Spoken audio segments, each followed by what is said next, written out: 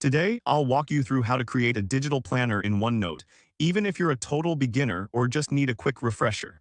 By the end of this guide, you'll know exactly how to set up a functional planner so you can manage your tasks effectively. Let's get started. First, open your OneNote desktop app. If you don't have it installed, you can easily download it from the Microsoft website. Don't worry if your dashboard looks slightly different, the core features will still be the same. Once you're in OneNote, the next step is to create a notebook or a section specifically for your planner. Think of this as the cover of a physical planner where you can organize all your tasks and notes in one place. To do this, simply click on the File menu, then select New to create a new notebook. Name it something like My Digital Planner to keep it easily identifiable. Now that you have your notebook, it's time to add a page. This page will serve as the main area for your planner. Click on Add Page on the right side of your screen. This is where the magic happens. Next, create a table that will help you organize your tasks.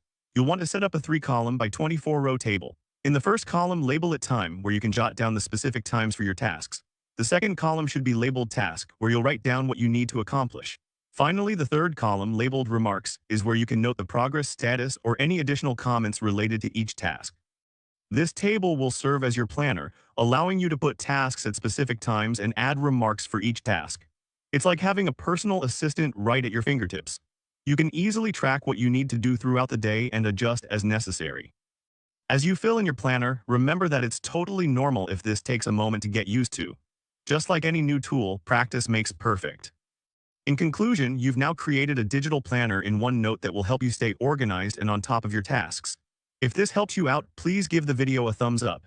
If you run into any issues, leave a comment below. Subscribe for more actionable guides. Thanks for watching.